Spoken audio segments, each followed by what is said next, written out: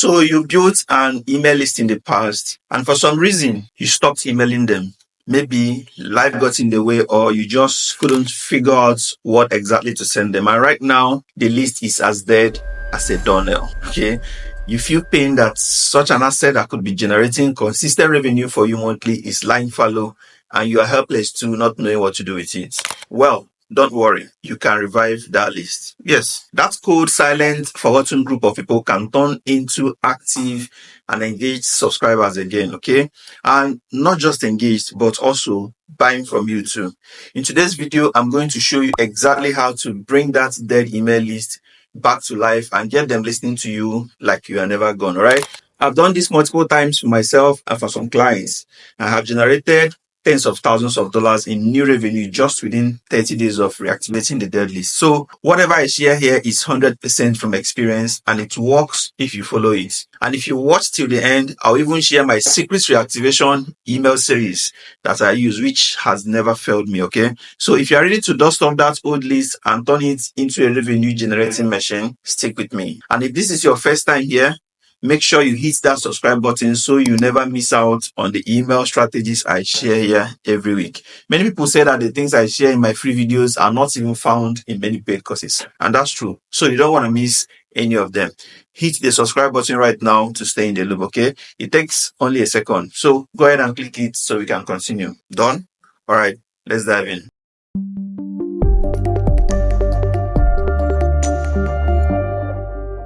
Now, if you have an old email list that you haven't emailed, let's say in the past 6 months or more, the first thing you are going to do is to clean that list. There's a reason why this is very important, all right? Some of the emails on that list may have become non-existent. Of course, that happens every time, all right? The domain may have expired, or maybe their storage space got filled up. So when you send emails to that address, is going to bounce, and a high bounce rate is going to make a mess of your delivery. Google especially hates high bounce rates, all right? So you don't want to mess with them. So before you do anything with that email list, make sure you clean it.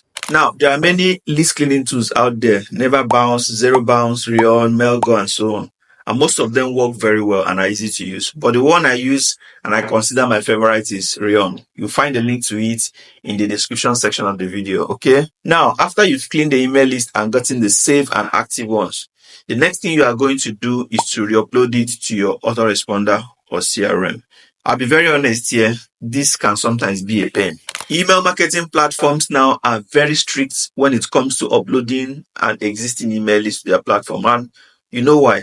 The rate of spamming is very high right now. And when you spam with any platform, it's going to mess up the overall deliverability of that platform. So almost every email marketing platform will scrutinize you when you want to upload your email list into it, okay? They are going to ask you how you got the email list, the landing page from where the subscribers signed up, your previous engagement rate, that's if you're moving from another platform, and so on. So be prepared to answer all of that.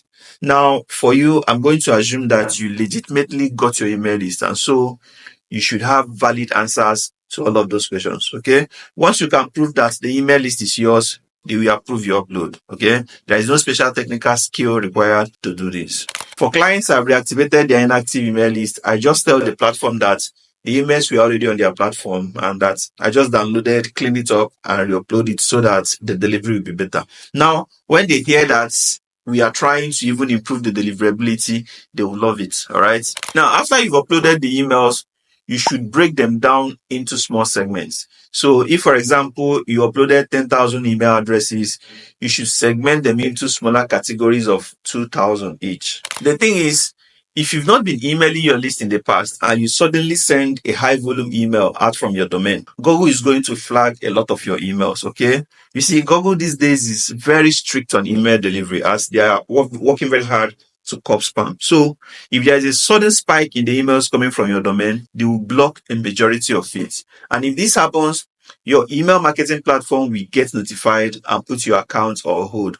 Sometimes they might even close your account. To avoid this, you should start the re-engagement segment by segment, okay? So you start emailing the first 2,000 subscribers, then after some days, you increase the volume to 4,000, then eventually 6,000, 8,000, and finally your 10,000, all right?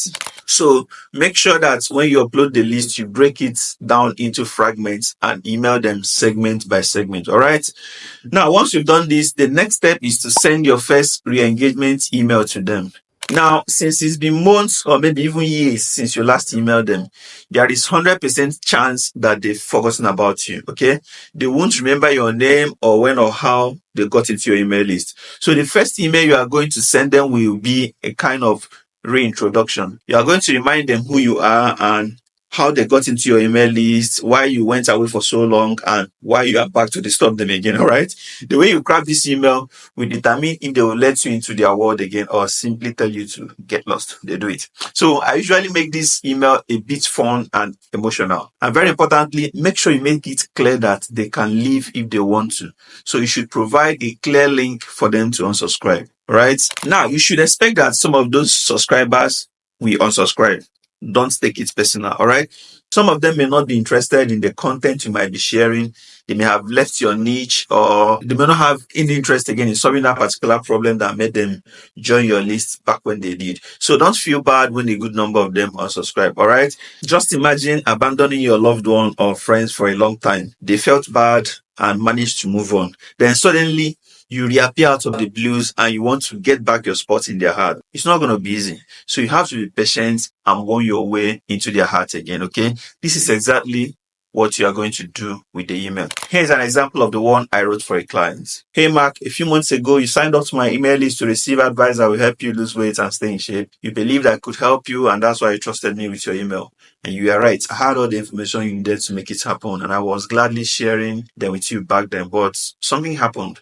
My wife gave birth to a baby girl, and you know how it is with newborns. They demand a lot of time and attention. As this was my first, I didn't envision it could be this time sucking.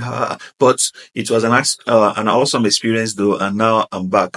Well, I must still apologize for not keeping you in the loop, and I hope you forgive me. So, how has it been with you? How has been your weight loss journey? While I have lots of advice and tips to share after my long hiatus, I would still want to tell all it to you. So, tell me again, how has it been with you? Hit your reply button right away and let me know. Of course, you can also congratulate me on the newborn. It's not out of place. Looking forward to your reply. Cheers, Magnus. Then on the PS, I understand how it feels to be abandoned by someone you trusted and only for the person to reappear out of the blues and want a space in your heart again. For this, I apologize for saying it. But if you think you wouldn't want to hear from me again, it's fine and I understand. Just hit the unsubscribe button below and I'll delete your email forever. The email above has a mix of fun and emotion in it, and it got a lot of replies for that client. Now, the replies were also very important as they sent a signal to Google that the subscribers know this guy and hence the reason why they are replying that email. So you are going to write an email that is similar or follows this structure. Then send it to the first segment and watch the response and engagement. If it's cool, send it to the second segment the next day, then to the third, fourth, and fifth. All right. A day interval is cool. Now, after the first email is sent, you are surely going to get some unsubscribes. I've earlier mentioned the reason why this would happen. So don't take it personally. All right. The next email you are going to share with them is value emails. As I mentioned before, you need to work hard to get back your spot in the life of that subscriber. And you're going to do this by offering them high level content value. All right. So bring your A game here. Make sure the value you share with them in this second email will blow their mind. It will show them how serious you are and why they need to pay attention to you once again. Okay. One way to do this is to start with a story. You can share a story of what happened while you were away, all right? But make sure that the story you want to share is something that will tie back to a solid piece of advice or lesson that you want to offer them, all right? In the coming weeks, I'll teach you how to write story emails and how to tie it back to whatever offer or content you are promoting, okay? Just make sure you are subscribed to this channel so you don't miss it when I post it. Good? All right. Now, if you are not sure you can write engaging stories, you can give them high quality gifts. All right. Think of it like you are trying to win back that ex you abandoned. You are going to kill them with love, care, and gifts. All right. You need to make up for all the time you left, and giving gifts kind of works in this situation. So make sure that the gift you're offering is something they will appreciate and something that ties back to an offer that you want to promote in the future. For example, someone whose original interest in you was getting tips on content marketing. The person would appreciate a free software or tool that uses AI to create content. Now, sending someone like that a free course on maybe personal development will be completely out of points. Okay. So if you are going to give a gift, make sure it resonates with what they signed up for initially, and should also prepare the ground for future promotions from you. All right. Now, when sending this value email, you are going to increase the sending volume. If you remember, the first email you sent out, you sent it in 2000, a batches of 2000. So for the second email, you are going to send it in 4000 batches, then maybe 7000, and finally all of the list. It's going to take you some time, maybe a few weeks, but you have to do this if you want to get the best delivery and have Google and even your email platform to give you a clear pass. All right. Are you getting the point? Feel free to ask questions in the comment section and I'll answer you. All right. So after sending 2 to 3 emails, it's time to do another cleanup. This time, I'm not asking you to download and re-upload. No. By now, you should be able to get data from your email platform and see who has been opening and reading your emails. Okay. Now, create a segment of your active openers. And for those who have not opened your email since the day you started your re-engagement campaign, delete them. Okay. They are likely not going to open it in the future, and leaving them there will simply affect your deliverability and even increase your email platform cost. Yeah. Most platforms charge you by the number of subscribers you have. So you don't want to be paying for subscribers that will not open your emails. All right. With this done, you should have a clear list of subscribers who are now open to hearing from you.